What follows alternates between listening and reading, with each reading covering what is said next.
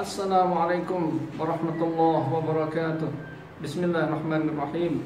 Alhamdulillahirabbil alamin. Wassalatu wassalamu ala asrofil anbiya wal mursalin sayyidina Muhammadin wa ala alihi wa sahbihi ajma'in, amma ba'd. Alhamdulillah, pemirsa sekalian, kita bertemu kembali. Anda doakan mudah-mudahan semua pemirsa, semua yang menonton video ini, yang mendukung channel YouTube ini, Anda doakan semua mudah-mudahan antum semua Allah mudahkan segala urusannya, baik urusan dunia maupun urusan akhirat, dan senantiasa dalam lindungan, rahmat dan hidayah dari Allah SWT. Amin ya rabbal alamin. Pemirsa sekalian, dalam kesempatan kali ini kita akan membahas rukun qauli. Jadi dalam rukun sholat yang 13 itu, jadi rukun suatu yang harus dilakukan, yang tidak boleh ditinggalkan. Apabila rukun ditinggalkan kurang, maka semuanya tidak sah. Jadi suatu amalan dikatakan sah apabila rukun dan syaratnya terpenuhi, dan suatu amalan dikatakan batal, tidak sah apabila salah satu rukun ataupun syaratnya kurang memenuhi rukun dan syaratnya. Jadi rukun sholat yang 13 dibagi secara garis besarnya menjadi 3 rukun. Yang pertama rukun qalbi, yang kedua rukun fi'li, dan yang ketiga rukun qauli. Yang pertama rukun qalbi.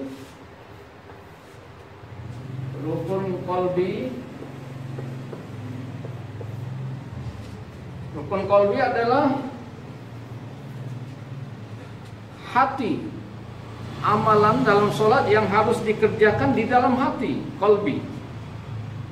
Hanya satu, yaitu niat. Yang kedua rukun fi'li.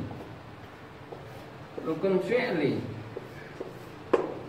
fi'li adalah gerakan di dalam sholat, gerakan yang termasuk rukun fi'li adalah berdiri, ruku', i'tidal, sujud, duduk antara dua sujud, duduk tahiyat akhir. Nah, itulah yang dinamakan rukun fi'li, gerakan. Dan yang ketiga adalah rukun qauli. Rukun qauli adalah rukun yang diucapkan, yang harus diucapkan di dalam sholat kita. Minimal kedengaran telinga sendiri dengan jelas. Jadi rukun qauli ini minimal kedengaran telinga sendiri dengan jelas. Jadi apabila dia baca dalam rukun qauli ada 5. Yang pertama takbiratul ihram, kemudian yang kedua Al-Fatihah, membaca Al-Fatihah. Yang ketiga membaca tahiyat akhir, kemudian membaca salawat kepada Nabi, dan yang terakhirnya salam yang pertama.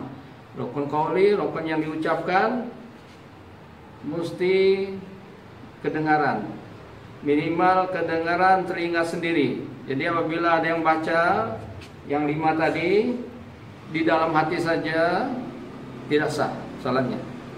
Ataupun cuma bibirnya saja dia baca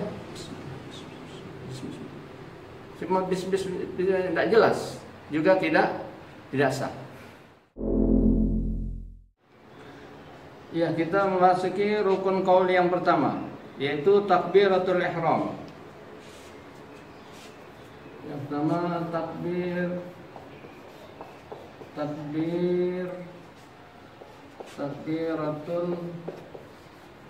ihram. Takbiratul ihram. Jadi Nabi bersabda dalam mafhum hadisnya, salat itu dimulai dengan takbiratul ihram, kemudian disudahi dengan salam. Jadi dinamakan takbiratul ihram takbir yang mengharamkan. Jadi yang tadinya halal setelah takbir ini menjadi haram. Sebelumnya boleh bicara, setelah takbir tidak boleh lagi, haram berbicara. Tadinya boleh makan minum, setelah takbiratul ihram dilarang makan dan minum. Makanya dinamakan takbiratul ihram. Jadi takbiratul ihram ini yang benar ucapannya Allahu Akbar. Allahu Akbar.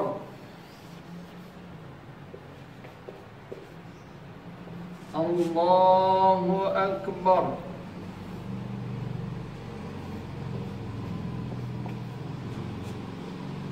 Allahu Akbar. Kita ulangi lagi. Allahu Akbar. Jadi hati-hati, yang baca salah bisa batal salatnya, tidak sah. Seperti orang yang baca A-nya dipanjangkan, Allahu Akbar. Ini bacaan yang betul, Allahu Akbar. Ini yang betul. Ada yang baca dipanjangkan A-nya,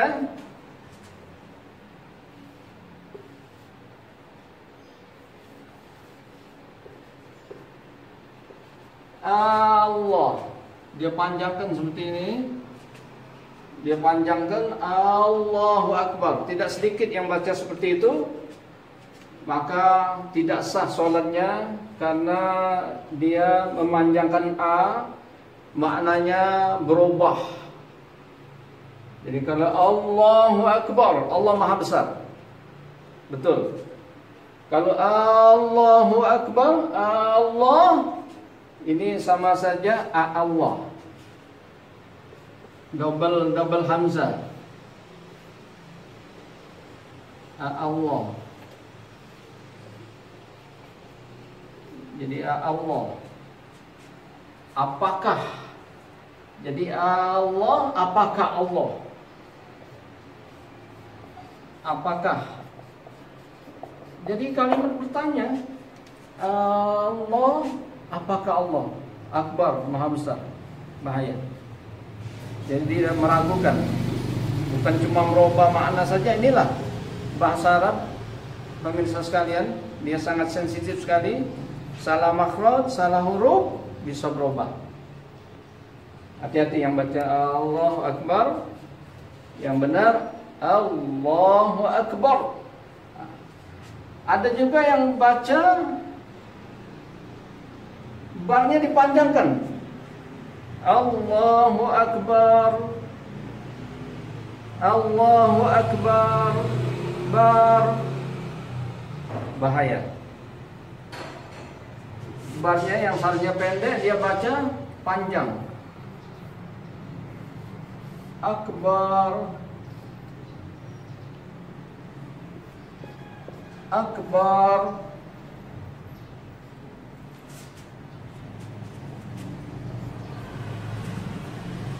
Apa makna akbar? Maknanya at-tablu.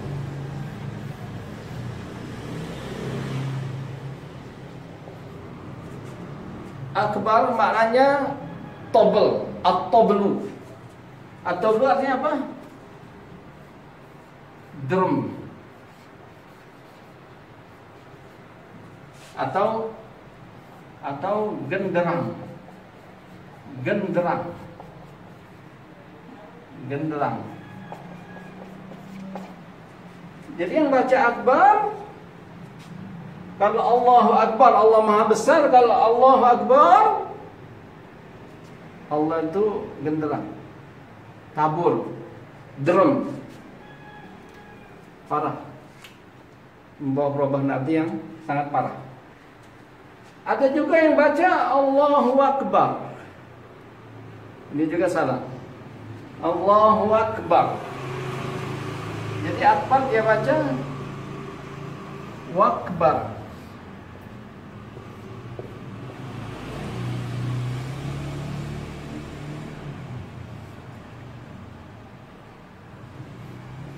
Allahu Akbar. Allahu Akbar. Wakbar, apa arti wakbar? Juga tidak sah. Ya, pemirsa sekalian, itulah takbiratul ihram yang harus diucapkan dengan betul, dengan jelas, dengan betul. Allahu Akbar. Jadi ada yang sholat diangkat tangan saja tapi tidak ada suaranya, tidak sah. Kemudian memasuki rukun qauli, rukun yang diucapkan. Yang kedua yaitu membaca Al-Fatihah. Yang kedua membaca surat Al-Fatihah. Harus diucapkan dengan betul, dengan benar. Kalau salah ucap maka akan membawa perubahan arti. Satu saja contohnya, pemirsa sekalian, yang apabila salah ucap membawa perubahan arti yang sangat parah, berbau syirik. Ayat yang berbunyi Iyyaka na'budu wa iyyaka nasta'in. Iyyaka,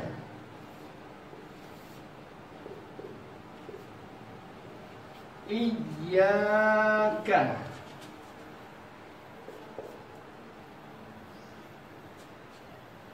Iyyaka na'budu wa iyyaka nasta'in. Itu yang betul bacaan. Ada sabdunya Iyyaka, tasdid. Yang mana membacanya ditekan. Iyyaka. Ini yang betul. Iya artinya kepada. Kepada. Iyyaka hanya kepadamu. Hanya kepadamu. Kepadamu.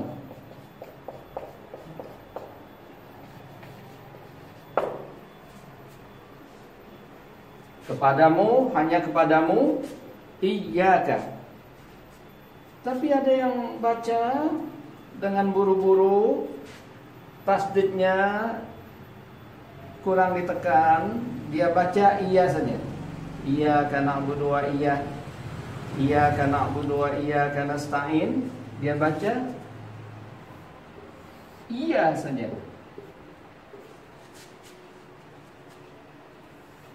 Iyaka. Bukan iyyaka, tapi iyaka. Iya artinya iya. Artinya da'us syams. Da'us syams.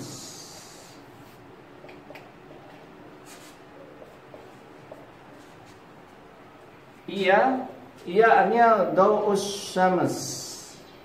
Sinar matahari. Iya. Jadi kalau iyaka sinar mataharimu. Ini artinya menjadi sinar mataharimu.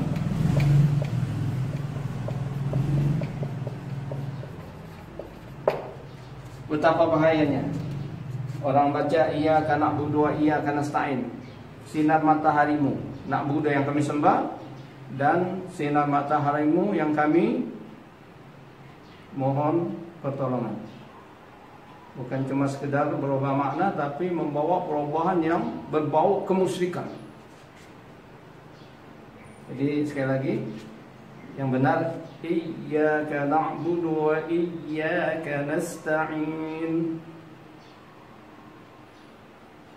Nah inilah pemirsa sekalian, contoh-contoh dalam bacaan.